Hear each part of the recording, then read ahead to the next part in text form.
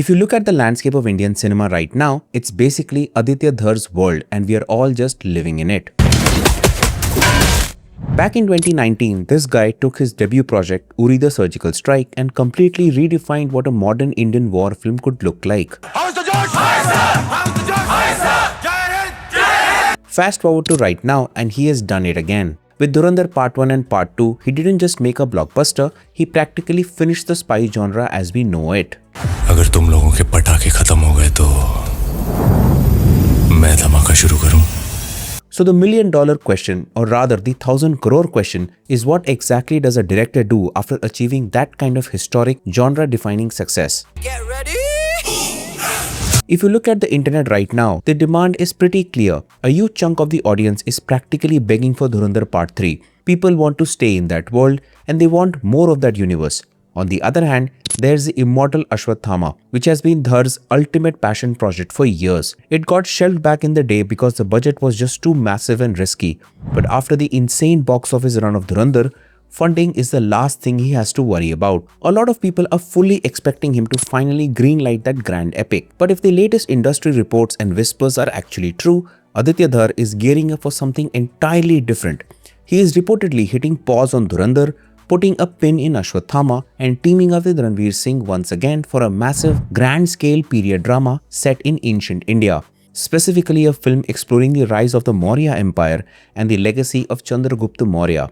Now before I get into the deep dive into how Aditya could approach this movie and more importantly, how he plans to completely redefine the period film genre in Indian cinema, I want to make it clear that this video is speculative as there is no official announcement on this project. Knowing how these rumors can go either way, I wanted to put this video together anyways because the idea of Aditya Dhar tackling the Maurya Empire is fascinating. You're goddamn right. In fact, speaking in today's language, Chandragupta Maurya essentially built the first true pan-Indian empire, but the way he did it is what makes it so perfect for a filmmaker like Aditya Dhar. Our job is to take Indian film industry to international level. I also want to reach that position जहाँ पे हम जब खड़े होंगे तो पूरी दुनिया देखेगी कि हिंदुस्तान से बहुत ही international level की film I and at the same time it's entertaining. In this video, we are going to break down exactly how Aditya Dhar could approach this historical drama, who could be the other cast members playing the roles of Chanakya, the Nanda King, Dhananand, Alexander the Great, as well as look at everything from the history to the technical craft of filmmaking.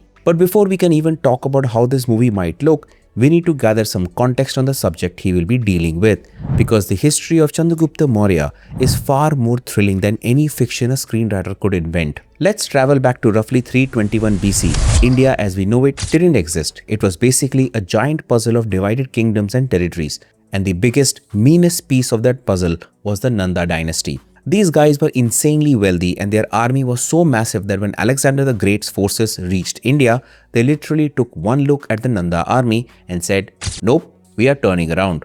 That's how intimidating they were. But here's the catch. Their own people absolutely hated them because they were deeply corrupt. This is where Chanakya comes into the picture, a brilliant scholar from Takshila and a highly respected teacher who was publicly insulted by the Nanda king, Dhananand, because of his broken teeth and crooked feet. Legend has it that Chanakya untied his top knot and swore he would not tie it again until the Nanda dynasty was completely eradicated. But he wasn't a military guy, so he needed someone who could lead the actual fight. And he found that in young Chandragupta, an orphan with no royal background but a natural leader and a warrior. Chanakya was a brilliant strategist and was famous for his tactics, what we grew up learning as Nitis in Hindi. He groomed Chandragupta from a very young age and together they engineered a revolution. And this is where the story gets incredibly cinematic. They knew they would lose a direct head-on fight, so they used guerrilla tactics instead and slowly started breaking the Nanda Empire from the outside. They bribed their generals, allied with mountain tribes to cut off supply routes and set up an intricate network of spies to breed paranoia within the Nanda court.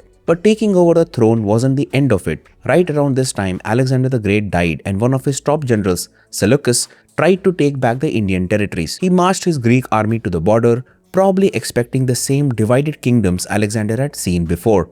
Instead, he ran straight into a fully unified Mauryan army led by Chandragupta Maurya, who completely outmaneuvered him. The resulting conflict ended with Seleucus surrendering massive territories, giving his daughter in marriage to Chandragupta and sending the famous ambassador Megasthenes to the Mauryan court. The story of Chandragupta Maurya is more detailed than what I have just mentioned, and because Aditya Dhar likes to break his movies into chapters, the different layers of political strategy, espionage, and breaking down the enemy psychologically is what makes this project a perfect fit for Aditya Dhar. Bringing us to the genre itself and how Dhar is perfectly positioned to tear it down and rebuild it. If you look at the famous period films in Indian cinema over the last decade or two, movies like Jodha Akbar, Padmavat, Bajirao Mastani, or even Ponniyin Selvan, they all share a very specific operatic DNA. They're all visually stunning, the production design is usually immaculate, but they rely heavily on a romanticized formula. The spotless velvet costumes, the beautifully choreographed but weightless sword fights, the grand theatrical monologues delivered directly to the camera with tears in their eyes. Those films feel like beautiful paintings that want you to admire history from a distance. Aditya Dhar's approach is going to be the exact opposite.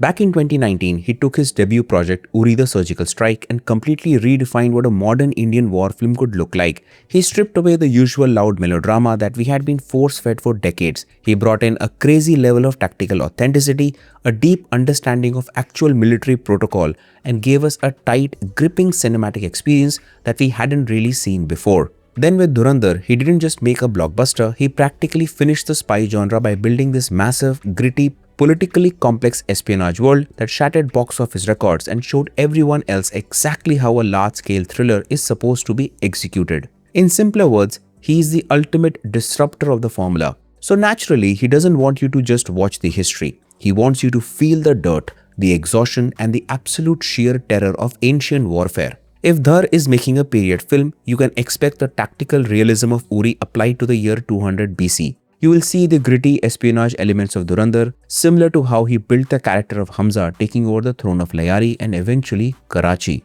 Chanakya literally wrote the Arthashastra, which is arguably the greatest ancient manual on statecraft, secret agents, and the cold logic of power. Aditya Dhar will likely lean heavily into this. I expect an intense focus on Chanakya's ancient spy networks. We likely see the Vishkanyas, the poison maidens, not as fantastical mythical figures, but as highly trained, deeply traumatized covert operatives, while he treats ancient history like a merciless political thriller.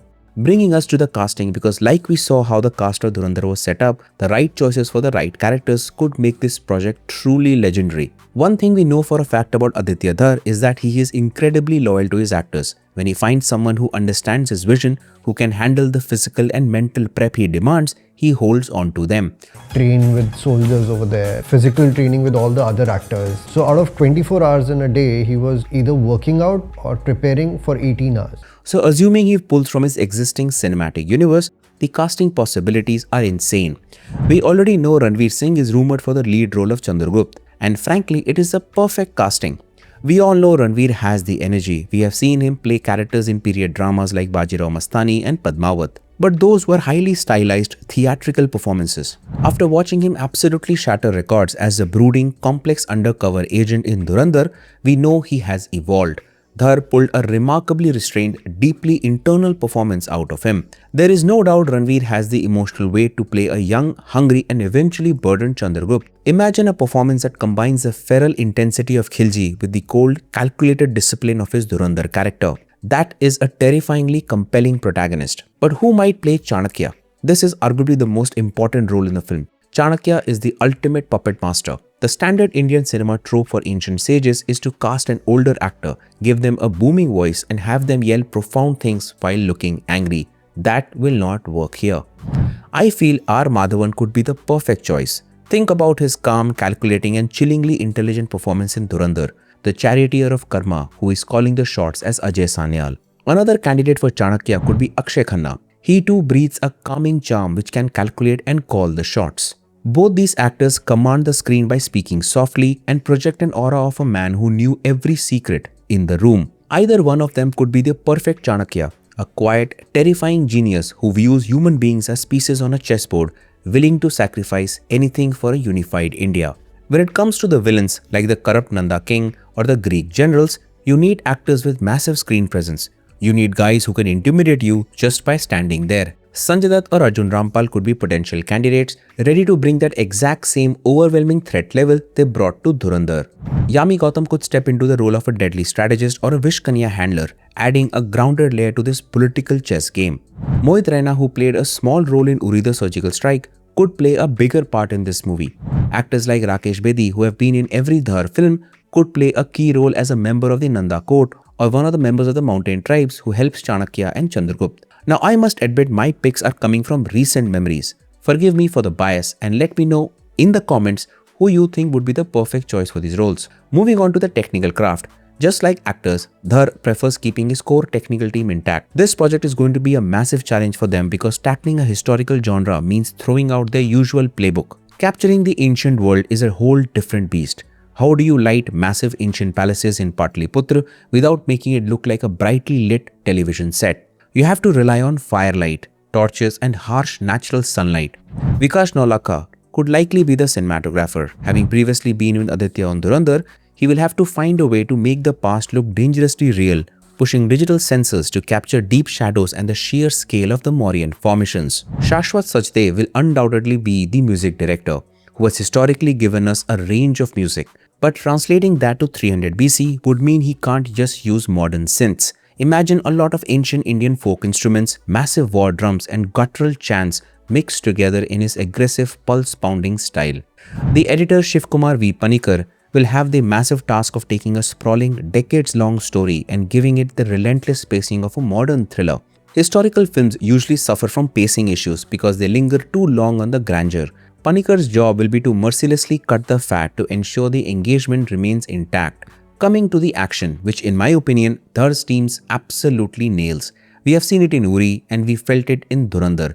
However, considering the Mauryan army had massive war elephants and complex battle formations, tackling ancient warfare will be challenging. Knowing Dhar, he isn't going to give us the usual cinematic cliche of two giant CGI crowds blindly sprinting at each other on an open field. But instead, we will get to see the actual calculated strategy behind the combat first, and then the absolute meat grinder it becomes when those defensive lines finally collapse. So what happens if Aditya Dhar actually pulls this off? The cultural impact could be massive. Right now, audiences are experiencing a bit of fatigue with the standard period drama template, but there is still a massive hunger for inherently Indian stories treated with cinematic brilliance. If Aditya Dhar delivers a Chandragupta Maurya film that replaces melodrama with strategy and visceral intensity, it's going to be a cultural event. A movie like this would finally prove to audiences that our history is way more than just an excuse to put actors in fancy costumes and shoot massive song sequences. It's actual, hardcore, strategic storytelling. And honestly, it would force the rest of the industry to wake up. Studios would quickly figure out that you can't just slap a superstar in front of a green screen, add some heavy CGI and expect people to show up. You actually have to do the work. Because if there is one thing we know about Aditya Dhar by now, it's that the man hates playing it safe. Whether he is directing a midnight surgical strike, a gritty spy operation or a youth king building an empire from scratch, Dhar just knows how to grab our attention and not let go. If these rumors hold up, this Chandragupta Maurya project isn't just going to be another big release. It could legitimately change the way we make movies in India. And that wraps up my deep dive into how Aditya Dhar could approach the Mauryan Empire epic. Let me know your opinion on this topic in the comments below. Please subscribe to this channel for more such videos and check out our reaction video of the Lord Ram teaser right here. Thanks for watching and I'll see you in the next one.